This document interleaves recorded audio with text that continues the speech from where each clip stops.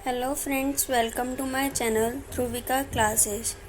आई hope कि आप लोग बहुत अच्छे होंगे और आपने चैनल को सब्सक्राइब कर दिया है तो प्लीज़ वीडियो को लाइक एंड शेयर ज़रूर करें। और जिसने अभी तक चैनल को सब्सक्राइब नहीं किया है तो प्लीज़ पहले जाके चैनल को सब्सक्राइब करें एंड बेल आइकन ज़रूर प्रेस करें, जिससे कि मेरी वीडियो की नोटिफिकेशंस आपके पास आ जाए। तो आज का टॉपिक है मुहर और मुद्रांकन। देखिए, मुहर वगैरह बहुत सारी देखी होंगी, बहुत सारे काम में हमने मुहर लगवानी पड़ती है। जैसे मान लीजिए स्कूल का आई कार्ड है या रिपोर्ट कार्ड है या कुछ भी इस प्रकार से मुहर होती है। आज के समय में, वर्तमान के समय में कुछ इस प्रकार से मुहर होती है, लेकिन मैं बात करूँ आज से 5000 साल पहले की। अगर मैं 47 साल पीछे जाकर देखूं तो हड़प्पा सभ्यता की मैं बात करूं, क्या इस प्रकार की मोहर होती थी? देखिए, जो आपके सामने मोहर है इस प्रकार की, तो उस समय में तो आप कहेंगे बिल्कुल नहीं होती थी। तो उस समय में भी मोहर होती थी, लेकिन वो उस प्रकार की नहीं होती थी। कैसे होती थी? तो आप यहाँ देख सकते हैं ऐसे। तो यहाँ ध्यान से देखिए, दो चित्र दे रखे हैं यहाँ। पहला तो चित्र ये है कि आपको मोहर दिख रही है और दूसरी है ये हड़प्पाई मोहर है। ठीक है, इस प्रकार से मोहर लगाई जाती थी। यहाँ पर क्वेश्चन ये बन जाएगा कि जो मोहर है क्यों लगाई जाती थी, इसके पीछे कारण क्या होता था, आपको ये ध्यान रखना है। मोहर और मुद्रांकन का प्रयोग लंबी दूरी के संपर्क को आसान बनाने के लिए होता था। मान लीजिए आपको कहीं जाना है लंबी दूरी पे और आपको अपने साथ सामान लेना है या लेके जाना है, तो मोहर और मुद्रांकन का इस्तेमाल उस समय में होता था। एग्जाम्पल आपके सामने देती हूँ। मान लीजिए कोई व्यक्ति कहीं पर जा रहा है, कुछ सामान उसने अपने रखा है या अपने साथ एक थैला ले रखा है, उसमें कुछ भी सामान रखा हुआ है, कुछ भी सामान रखा हुआ है या मतलब उसको कुछ भी सामान लेके जाना है। जब किसी सामान को थैले में रखा जाता था तो एक स्थान से दूसरे स्थान को पहुंचाना होता था। तो किसी व्यक्ति के द्वारा, मतलब एक व्यक्ति बहुत सारा सामान ले जा रहा हो बहुत सारे शहरों में, तो वो क्या करते थे? मान लो थैला है, इस थैले में बहुत सारा सामान, मान लो बहुत सारा सामान रखते थे। इसके बाद जो उसका मुंह होता था उसको बांध दिया जाता था। ठीक रस्सी वगैरह से बांध दिया जाता था। उसी जगह पर क्या करते थे? गीली मिट्टी लगाते थे। गीली मिट्टी लगाते थे तो वो बिल्कुल मिल हो जाती थी, गीली हो जाती थी। उसमें क्या करते थे? सील लग जाती थी।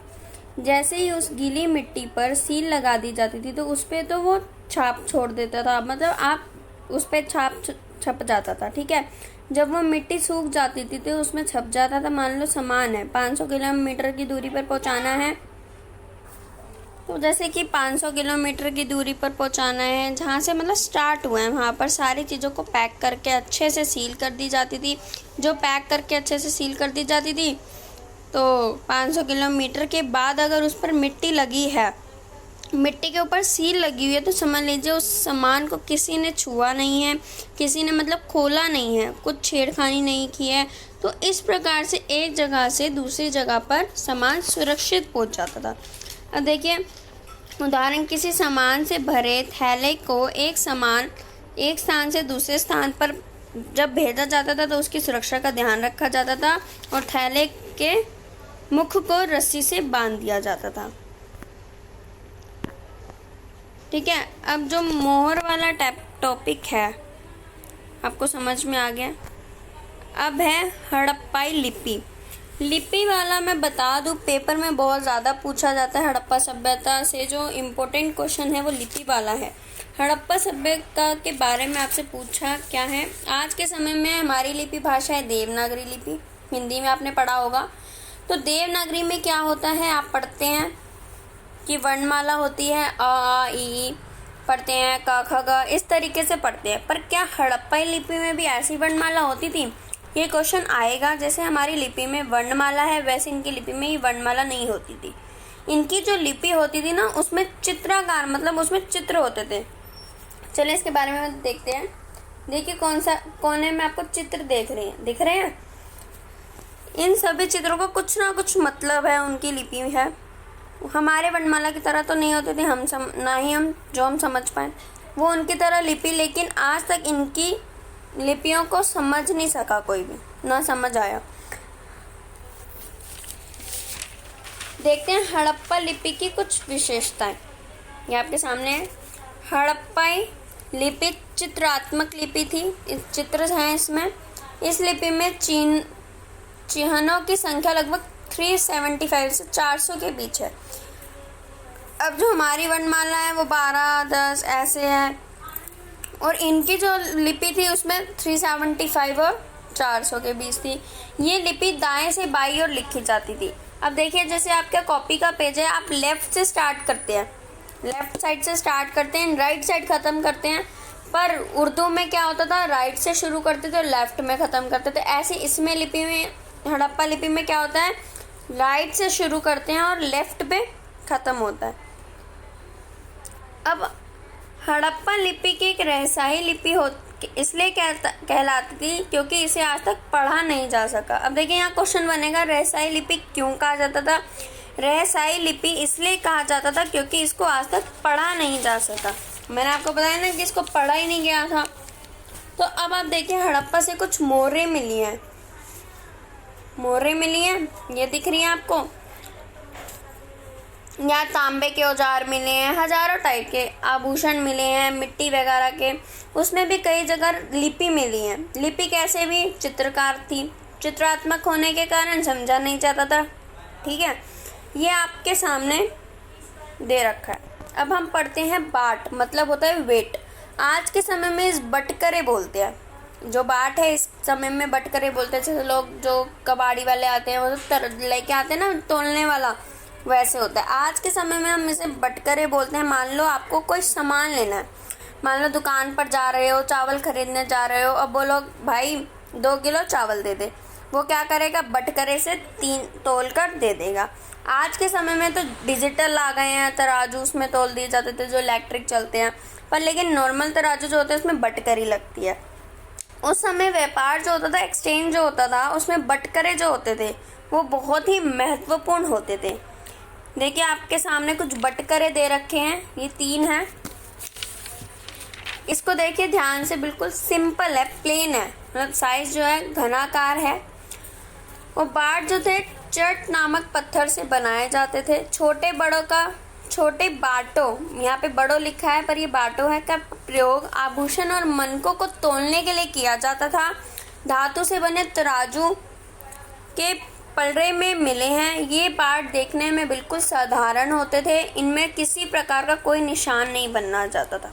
अब ये मैं आपको बता चुकी हूँ कि तराजू हो गया, मतलब ये उस समय में इस्तेमाल होते थे ऐसे। अब है हड़प्पा संस्कृति में शासन।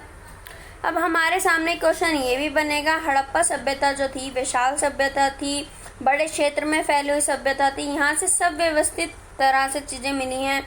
यहाँ के जल निकास प्रणाली हो, यहाँ पर व्यापार हो, कृषि हो, रहने के लिए जो मकान हो या फिर स्थानागार हो, मतलब बहुत बेहतरीन था। ऐसे में क्वेश्चन ये बनता है कि हड़प्पा संस्कृति या हड़प्पा सभ्यता जो थी, यहाँ पे शासन कैसे था। यहाँ या तो यहाँ पे एक राजा रहा होगा, शासन करता होगा, या कई सारे राजा शासन करते होंगे, मतलब क्या सिस्टम रहा होगा। इसको लेके बहुत सारे क्वेश्चंस हैं। इतिहासकारों को अधिक जानकारी नहीं मिल पाई है, क्योंकि जो लिपि है उसको पढ़ा नहीं जा सकता था और अनुमान लगाया गया कि शासक थे, उन्होंने कुछ अंदाजा लगाया था। हड़प्पा सभ्यता में किस प्रकार के शासन थे, इसके बारे में अधिक जानकारी प्राप्त नहीं हुई है, ये मैंने आपको बताया ही है। संभवतः हड़प्पाई समाज में जिसका भी शासन रहा होगा उन्होंने जटिल फैसला लिया होगा। अब जटिल फैसला क्या है, देखिए, जटिल मतलब होता है प्लानिंग। अब आपने मेरी पहली वीडियोस में देखा होगा कि उन्होंने प्राइवेसी का बहुत ध्यान रखा था। जो घर बनाए थे गाँव में, बहुत बड़े बड़े मकान बने थे क्योंकि इन पे जगह बहुत थी। अब उन्होंने घर बनाया तो उन्हें प्राइवेसी बहुत पसंद थी। जैसे लोग ताका झाकी करते थे, उन्हें पसंद नहीं था, तो उन्हें प्राइवेसी पसंद थी।